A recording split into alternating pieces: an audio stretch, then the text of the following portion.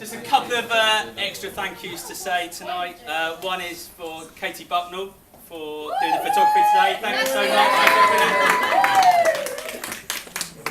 And one for Andy Yank, who's doing music later on, helping some music at the end. And to the band as well, who are just I just want to say thank you all so much for coming. Absolutely brilliant day today. Absolutely loved it. Beautiful weather and absolutely beautiful bride. I just want to say, as I said earlier, to the mum to be, my darling Claire. Oh, I've never seen it be so romantic in my life. And now it's time for the best men's speech. So enjoy.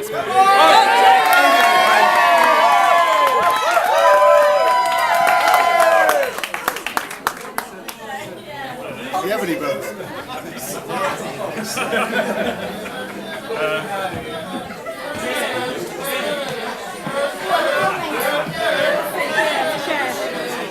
You okay? You're fine. Ooh, I think I caught you. Evening, ladies and gentlemen. Evening, I'm Tim, and this is Jamie, and we're here to say a few words about Matthew. Don't worry, we'll keep it short, sweet, and simple, just like Matthew Simon. They get better. And despite being short, Matthew's always been very contented, despite the fact that statistics show that 6 out of 7 dwarfs aren't happy.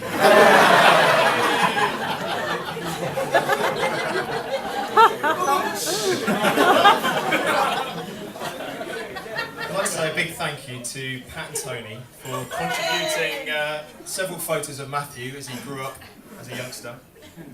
And it was clear from an early age that Matthew liked to get naked as often as possible when he was younger. And me and Morty were privileged to see something that part of Matthew's anatomy that is no longer with us today.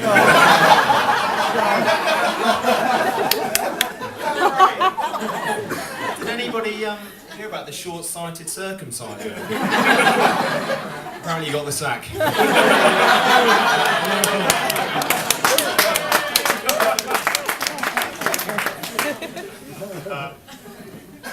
So thanks again to Pat and Tony for those photos, those naked photos. Unfortunately, I'm now banned from work email, and my laptop was confiscated. I'm sorry we couldn't work those photos into the speech. Yeah, and I would also like to thank the Swan for welcoming him back, Matt. Many years ago, Matt paid an impromptu visit to the Swan on a night out in Goring after a few jars, and he confessed to us that he hopped off the bridge, jumped over the wall, and commando crawled along the bank and found himself into a hotel room where he made off with a souvenir, a set of bras and knickers. So, if anyone's staying here, make sure you keep those windows and doors locked. Yeah, on another night out, Matt found himself in the Swan gym with a friend who worked there. He thought it'd be better off sleeping there rather than trekking the 200 metres home.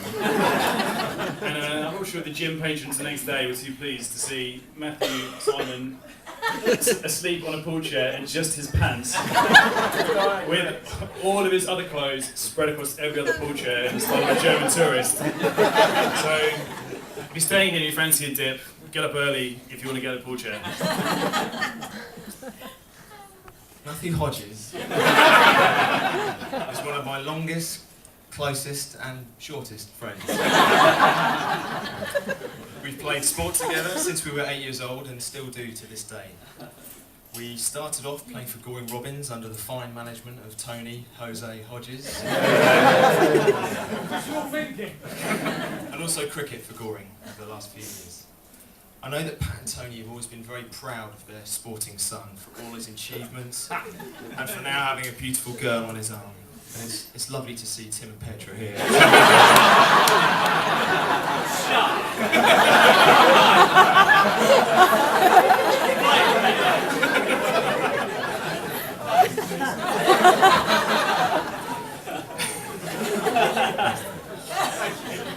Despite playing in the same sides for many years, Matt has always been my sporting nemesis. Shut up, mate. Well, I think he thinks of me as his sporting nemesis, and I've always been very proud to stand next to Matthew as he picks up his runners-up trophy year after year at the football and cricket club down here.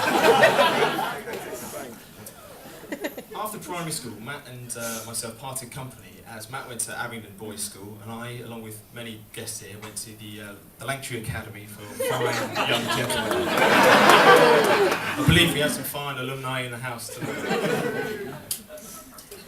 We obviously kept in touch with games of football and table tennis and snooker up at Marnhill House, but I would have lost touch with him at those important moments. So I got in touch with a few of Matt's school friends and university friends to get a paragraph or a quote that would have summed up Matthew for all to enjoy this evening.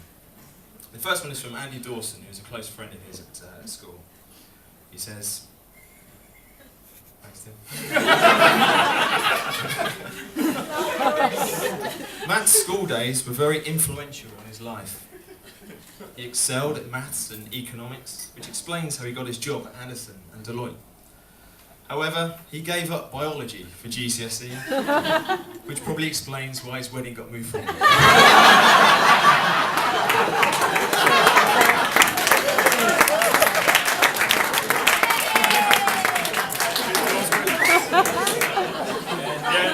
We also collected a few memories from Matt's uni friends, Ali, Nigel and Russell, who said for the whole first year, Matt was too lazy to unpack. Therefore, his room consisted of a suitcase in the corner, a mattress, duvet and pillow, all without covers, a toothbrush, and a beaten-up CD player he used to play his happy hardcore mixes on a loop. Yeah, despite living in these squalid conditions, he never felt he had to leave and hardly ever went to lectures, so I'm surprised he's where he is. But yeah, Matt did excel academically, apart from biology, of course. And he was always very bright, and even at primary school, he used to brag about the fact he was the first person to dip into our teacher, Mr. Turner's brown box. And for really dirty-minded people, that was his hardest set of maths questions, which I'm sure Matt will tell you.